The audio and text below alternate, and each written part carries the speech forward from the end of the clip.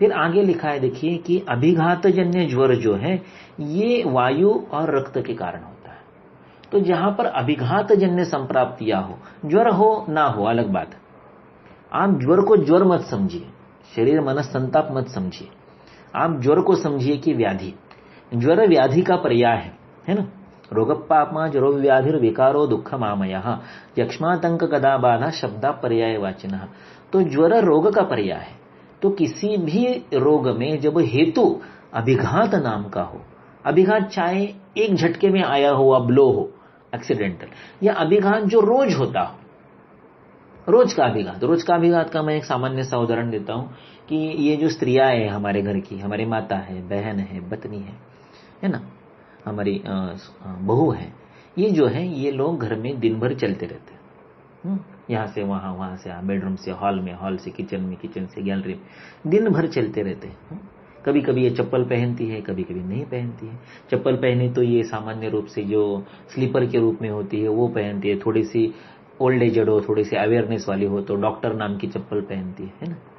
लेकिन चप्पल पहनने के बावजूद जो गुल्फ है, गुल्फ संधि जो है, ये अनेकों अस्थियों से बना है, इसलिए stability of the feet is not guaranteed. और अगर ऊपर वजन ज्यादा हो या हाइट ज्यादा हो तो क्या होता है, आजकल तो गोबर से तैयार की हुई जमीन जो हमारे दादी के जमाने में थी वो नहीं होती है ना। या फिर हम जब हमारे बचपन में थे तो ये शाहबादी नाम की फ्लोरिंग आती थी, फर्श जैसी, या कोटा हुआ करता था, या मोज़ेक टाइल्स हुआ करते थे। आज क्या हुआ है, आज करीब करीब हम जिस लाइफस्टाइल में रहते हैं वहां पर प्रायः नीचे इटालियन मार्बल होता है जो बहुत हार्ड होता है, जो धूप में तपता है और ठंडे में ठंडा पड़ता है। तो ऐसे फ्लोरिंग पर हमारी माताएं चलती रहती हैं और ये एक निरंतर अभिघात है, ऐसा मेरा मानना है। ये कोई सॉफ्ट नहीं है, नीचे कोई ग्रास नहीं है, नीचे कोई लॉन नहीं है, नीचे मिट्टी नहीं है, नीचे गोबर नहीं है, नीचे आपके पांव के नीचे एक हार्ड सरफेस है, बहुत ही हार्ड सरफेस है। और आप 40 के बाद की उम्र में उस पर जब चलती हो तो ये नित्य अभिघात है। और नित्य अभिघात में आपको जो वेदनाएं होती है ये आपको भाई कैल्कुलस स्पर के रूप में होती है, या फिर नी का डिजेनरेशन होता है, कभी कभी फिजियोलॉजिकल लिगामेंट टेयर होता है। और प्रायः जो सामान्य सब स्त्रियों का कंप्लेंट है कि भाई कमर टूट गई है, कमर दुख रही है, ये एक अभिघात है, ऐसा मेरा मानना है, ये मेरा आकलन है, ये मेरा पिछले 20-23 साल के रुग्णों के देखने के बाद मेरे दिमाग में आई हुई ये बात कि ये नित्य अभिघात है, हर कदम पर पदे पदे अभिघाता। और ये अभिघात जो है ये सतत चलता रहता है और ये वात का प्रकोप करता है। तो अभिघात जन्य वात प्रकोप और तज्जन्य रक्त दुष्टि के कारण इन व्याधियों, इन सारे हमारे महिला वर्ग में जो तकलीफें होती है उनको आप अगर रक्त प्रसादन, रक्त मोक्षण या विरेचन के रूप में चिकित्सा करेंगे तो ये अभिघात जन्य ज्वर जैसी परिस्थिति जो है इसको आप उपशम की ओर ले जा सकते हैं, ऐसा मेरा मानना है और इस प्रकार से मैं काम करता हूं। जैसे मैंने आपको बोला कि रक्त के उपाय कितने हैं, 3 ही हैं।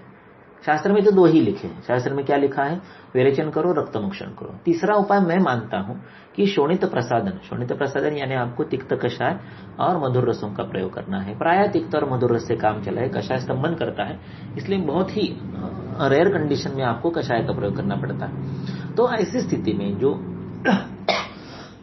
निरंतर अभिघात के रूप में आपके सामने मैंने बात बताई, उसमें अगर आप वात की चिकित्सा सोचेंगे तो भी आप देखिए चरक की वात की चिकित्सा जो है ये बस्ती के रूप में नहीं है।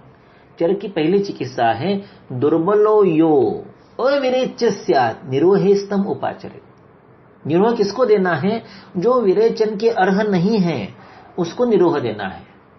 चरक की वात व्याधि की चिकित्सा निरोह से स्टार्ट नहीं होती है। चरक की वात व्याधि की चिकित्सा जो है विरेचन से स्टार्ट होती है कि तम अनुलोमयेत, और अनुलोमन करने की क्षमता जिसमें नहीं है, विरेचन सहन करने की क्षमता जिसमें नहीं है, ऐसे अबलवान दुर्बलो यो अविरेच्य स्यात्, उसको निरोह देना है। यानी वात व्याधि की पहली चिकित्सा चरक में बस्ती नहीं है, अपितु विरेचन है। और कर्मधर्म संयोग से विरेचन यह रक्त की भी चिकित्सा है। इसलिए अभिघात जन्य जो एक निरंतर अभिघात के रूप में कटी, जानु और पार्श्वनी, यहां पर जो वेदनाएं होती है इसमें आप विरेचन का प्रयोग करेंगे, या स्थानिक रक्तमोक्षण का प्रयोग करेंगे, जलौका के रूप में हो या प्रच्छान के रूप में हो या सिरावेद के रूप में हो, उसमें आपको दीर्घकालीन उपशम की प्राप्ति हो जाती है।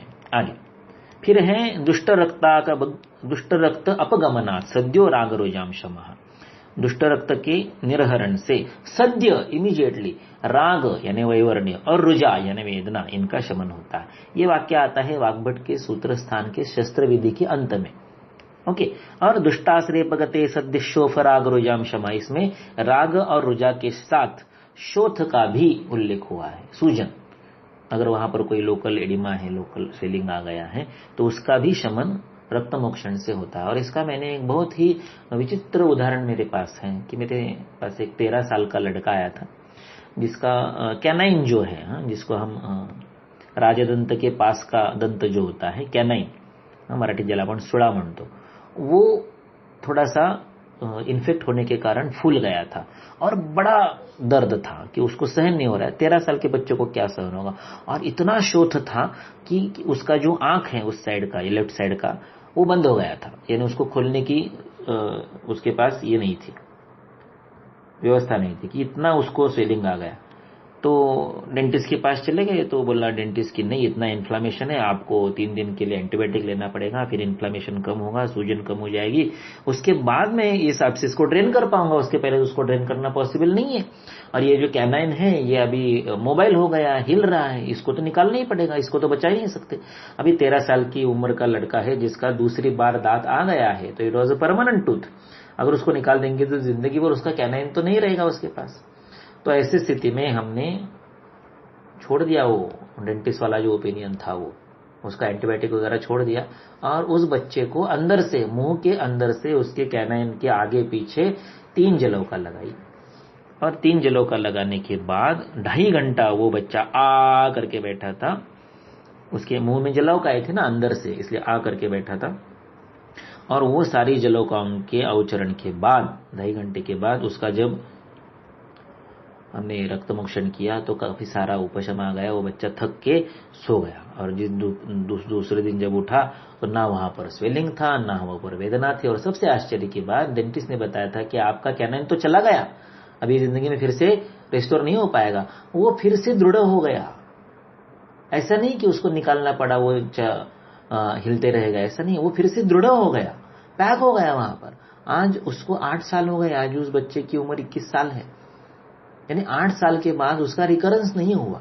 तो दुष्ट रक्त का अपगमन करना, निर्हरण करना, यह अत्यंत आवश्यक है। और उस प्रकार का निर्णय उस समय लेकर उस प्रकार का उपचार करने के बाद आपको उस प्रकार की यशस्विता, उस प्रकार का समाधान, उस प्रकार का फल प्राप्त होता है, जो नॉन रिकरेंट इस प्रकार का रिजल्ट होता है।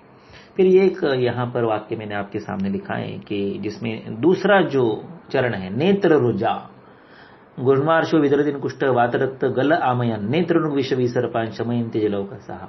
तो बहुत सारे विचित्र नेत्रगत संप्राप्तियों में मैंने जलौकाओं का प्रयोग किया है। तो जिसमें अभी दिखाई नहीं दे रहा है, आधा ही दिख रहा है, ऐसी स्थितियों में। अभी एक हमारे वैद्य है, एंट्रेंस क्लास के स्टूडेंट थे जो अभी धुले में प्रैक्टिस करते, उनके पिताजी हैं, इनकी उम्र अभी 65 के आसपास है। उनको वो रेटाने के पीछे कुछ ब्लीडिंग हो गया और उनको दिखाई देना बंद हुआ, और वो बोले कि कुछ नहीं हो सकता, इसका तो डिटैचमेंट हो ही गया है, और उसको डायबिटिक होने के कारण उसको फिर से अटैच करना भी पॉसिबल नहीं, करेंगे तो भी कुछ फायदा नहीं होगा। फिर उन्होंने पूछा तो मैंने बोला कि अमुक अमुक दे दो और साथ में रक्तमोक्षण कर दो। तो 2-4 जलौका इस तरफ, 2-4 जलौका उस तरफ 3-4 बार लगाने के बाद अभी ये स्थिति है कि उनका विजन जो है एक 90% के आसपास फिर से वापस आ गया। ये पता नहीं है मुझे कि रेटिना फिर से अटैच हो गया कि नहीं हो गया, लेकिन जो सामने स्थिति आती है उनका आकलन करके उस स्थिति में उचित उपचार, योग्य प्रकार का रक्तमोक्षण या विरेचन या रक्त प्रसादन करना चाहिए। अभी आपके सामने मैं रक्तमोक्षण की ये कुछ प्रकार है आपके सामने रखता हूं और उसके इंडिकेशंस रखता हूं। हर रक्तमोक्षण के प्रकार को उन्होंने 2 इंडिकेशंस दिए हैं, या तो अवस्थिक है या दोषिक है। देखिए क्या है, प्रच्छानेनैक देशस्थम 2 श्लोक है, तो हर एक बार मैं दूसरे ग्रुप की पहली लाइन पढ़ूंगा। प्रच्छानेन एकदेशस्थम, दूसरी लाइन छोड़ दीजिए। तीसरी देखिए ग्रथितम जल जन्म भी, तीसरी देखिए हरे श्रृंगादि विसुप्तम, और चौथी देखिए असृग व्यापी शिराव्यदहि। ये एक श्लोक है।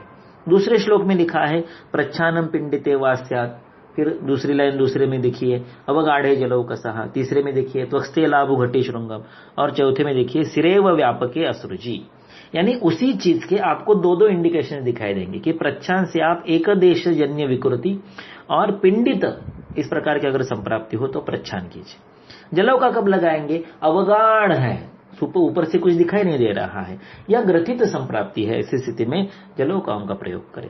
हरे श्रृंगादि सुप्तम, सुप्त है यानी वहां पर संवेदना नहीं है, या त्वगत आपको यानी सुपरफिशियल चीजें हैं, तो उस समय आप श्रृंग, घटी, अलाबो इनका प्रयोग कर सकते हैं। और सिरावेद कब करना चाहिए? तो सर्वांग व्यापी, सर्व शरीर व्यापी संप्राप्ति हो तो सिरावेद करना चाहिए। आगे भी दिया है कि वातजन्य चीजें हो तो श्रृंग का प्रयोग करें, पित्तजन्य चीजें हो तो जलौका का प्रयोग करें, और कफजन्य आपको वहां पर लक्षण दिखाई दे तो अलाबो से रक्तमोक्षण का प्रयास करें। इस तरह से ये एक जो रक्तमोक्षण के 6 उपाय है, श्रृंग, जलौका, अलाबु, प्रच्छान और सिरावेद, ये सारे उपायों का यहाँ पर उन्होंने दो दो प्रकार का इंडिकेशन दिया है। जैसे जैसे आपके सामने पेशेंट आएंगे, जैसे जैसे अवस्था आप डायग्नोस कर पाएंगे, वैसे इनका आपको प्रयोग करना चाहिए।